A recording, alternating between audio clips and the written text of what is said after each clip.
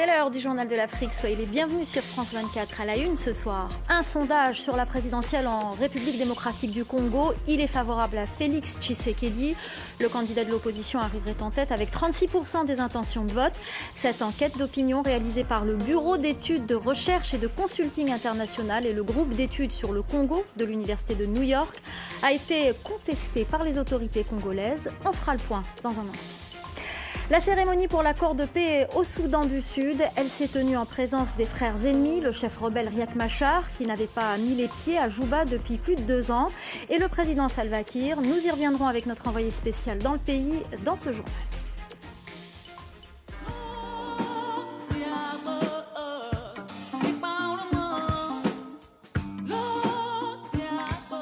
Ce soir, nous recevons Dobé Niaouré, artiste ivoirienne, figure emblématique de la scène musicale dans son pays. Elle est venue nous parler de son dernier album, Musique. Ce sondage, à 2 mois de la présidentielle en République démocratique du Congo, il a été réalisé par le Bureau d'études de recherche et de consulting international et le groupe d'études sur le Congo de l'Université de New York. Il donne le candidat de l'opposition Félix Tshisekedi en tête des intentions de vote avec 36% des voix. Ce sondage a été contesté par le camp du président Kabila. Les précisions de Nicolas Germain. À 2 mois de la présidentielle, c'est un sondage qui ne fait pas plaisir aux partis au pouvoir. Il a été réalisé par le groupe d'études sur le Congo auprès de 1179 personnes à travers le pays. Il donne l'opposant Félix Tshisekedi largement en tête avec 36% des voix. Un autre opposant, Vital Kamerhe, arrive 2e avec 17%. Et le dauphin du président Kabila, Emmanuel Shadari, n'est que 3e.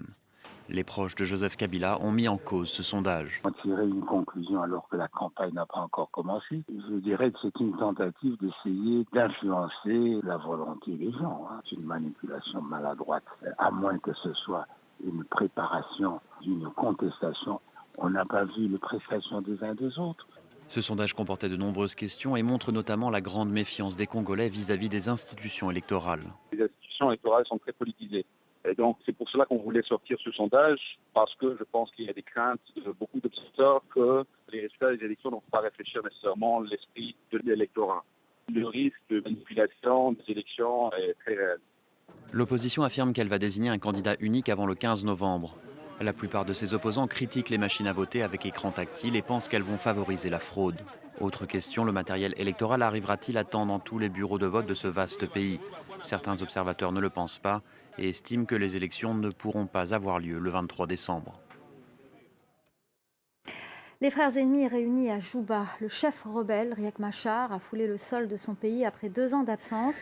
Il a signé un accord de paix avec le président Salva Kiir pour mettre fin à la guerre civile. Il devrait, conformément à l'accord, retrouver son poste de vice-président. Retour sur cette cérémonie avec notre envoyé spécial à Djouba, Bastien Rouni. Plusieurs chefs d'État d'Afrique de l'Est ont fait le déplacement ce mercredi afin d'assister à la célébration des accords de paix. Parmi eux, Yoweri Museveni, le président de l'Ouganda, ou Omar al-Bashir, le président soudanais. Ils sont tous les deux montés à la tribune située derrière moi pour s'adresser à la foule et célébrer les accords de paix qu'ils ont négociés. Il n'y avait pas que des officiels ici à Djouba, mais aussi de très nombreux Sud-Soudanais. Plusieurs milliers avaient fait le déplacement, certains sont venus de très loin. Ils ne voulaient manquer pour rien au monde la célébration de ces accords de paix. Je vous propose de les écouter. J'ai passé 2 jours sur la route pour arriver jusqu'ici. C'est vraiment important pour moi d'être le témoin de cet événement. Comment est-ce que je pourrais, moi, citoyen du Soudan du Sud, dire que la paix a été signée sans que je sois là pour en être sûr? Aujourd'hui marque la fin des souffrances du peuple sud-soudanais et j'en suis très heureux. Le fait qu'ils soient tous à Djouba aujourd'hui nous montre que la paix est bien là, car tous ces leaders sont venus ici, au Soudan du Sud.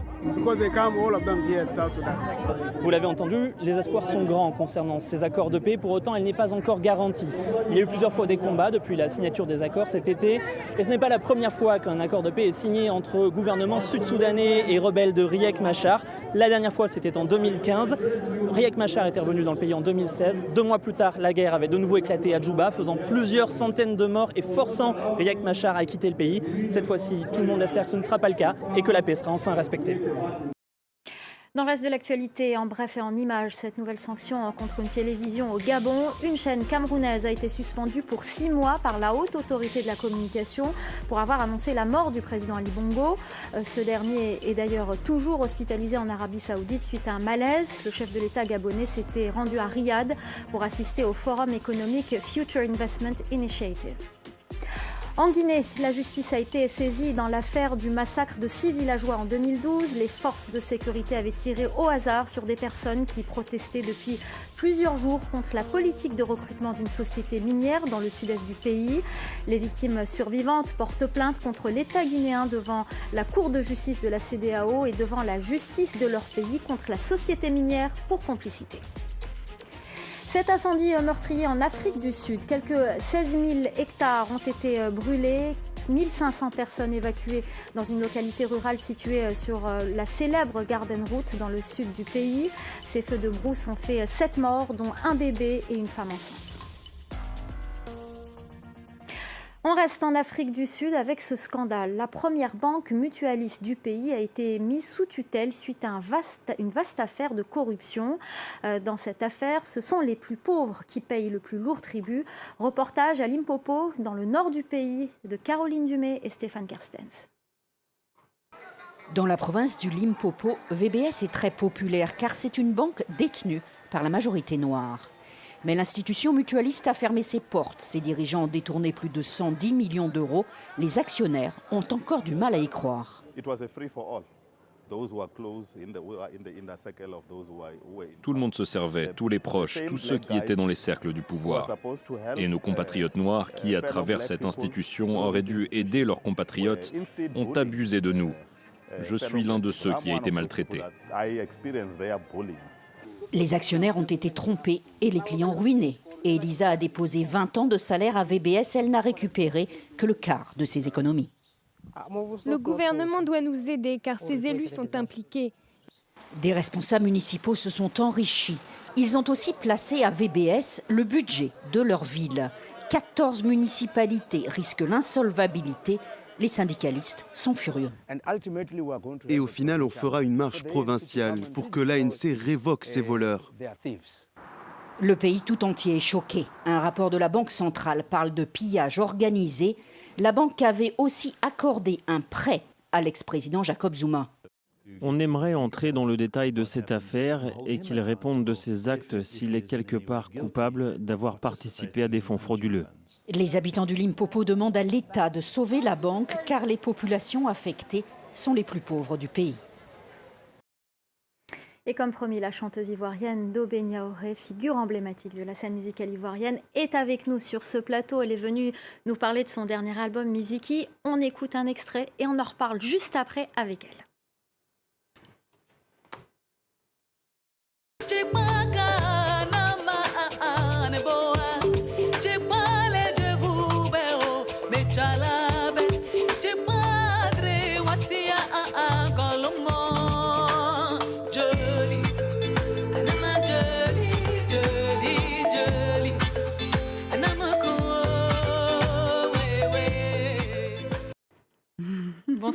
Bonsoir Dobé Niaouré, merci d'être avec nous. Merci. Parlez-nous de ce dernier album.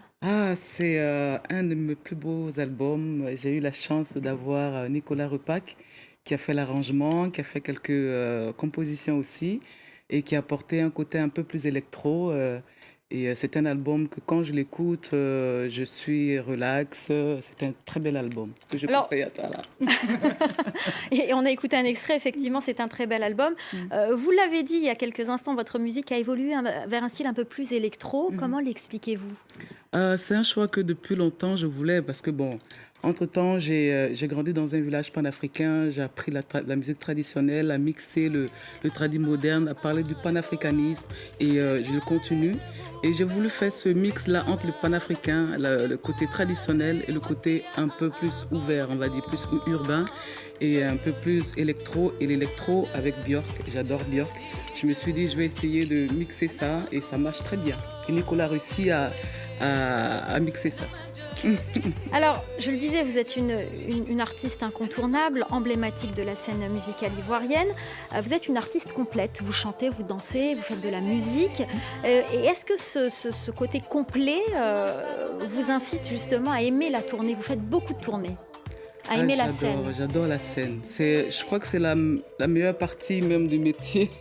Parce qu'on est là, on voit le public, on partage avec eux, c'est intense, l'énergie est là. Et à chaque fois que je sors de scène, je suis épuisée parce que je veux donner comme si c'était le dernier jour de scène. Ouais.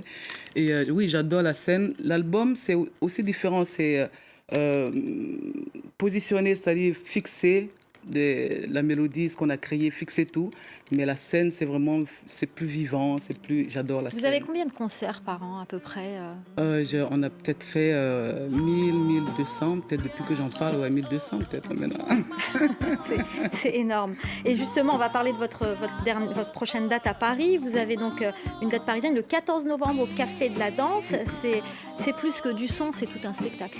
Oui, j'ai eu la chance de travailler avec Harold Georges et d'autres metteurs en scène. Et c'est vraiment un spectacle. Je viens du Kimbok, je viens du métier de l'art, de la danse. Et j'ai voulu pas faire qu'un concert avec de la chanson, chanter simplement. J'ai voulu faire un spectacle. Voilà, donc il y a du masque, il y a de la danse contemporaine, la danse africaine, avec des costumes, des changements de costumes, de la lumière. Donc à ne pas rater cette date parisienne au Café de la Danse. Vous parlez de votre dernier album, mais est-ce que vous pensez déjà à la suite? Oui, je pense déjà au prochain. J'ai même commencé à composer déjà. J'en ai déjà peut-être 12. J'ai commencé à écrire. Dès que je sors un album, je commence à travailler sur le prochain. Et vous pouvez nous en parler un peu? Ça sera semblable à celui-là, plus électro, ou ce sera encore différent, ou ce sera la surprise? Ça va être un peu plus électro, mais on verra avec le temps. Dieu seul sait. D'accord. Alors, c'était pas une question que je comptais vous poser, mais je vous ai observé tout à l'heure pendant notre journal. Vous écoutiez avec attention les informations, l'actualité en Afrique. Est-ce que cela vous inspire?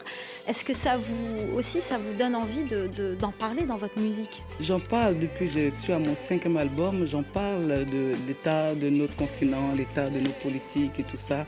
Je parle de la force et de la faiblesse de certains enfants, de la force des femmes et tout ça. Je parle de tout ça dans mes chansons, mais j'aimerais pas que ça soit que politique. J'aimerais, comme je suis une artiste et que je suis là pour faire rêver un peu, je suis là pour, comme les griots, parler de ce qui ne va pas, mais en même temps faire rêver parce que les artistes, on est là pour ça. On est là pour conscientiser, on est là pour faire rêver.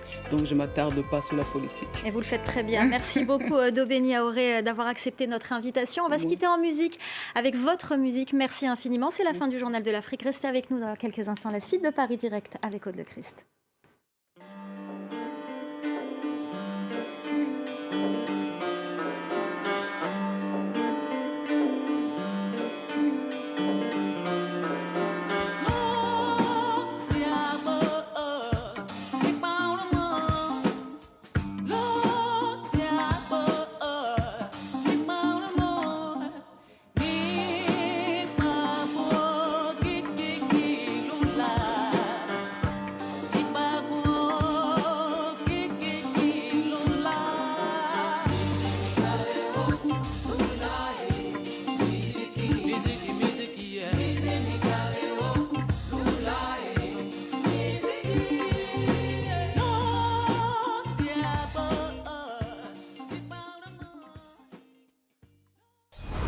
Émission spéciale du Paris des Arts cette semaine en compagnie de Serge Avedikian, réalisateur, acteur. On n'est pas n'importe où, Serge?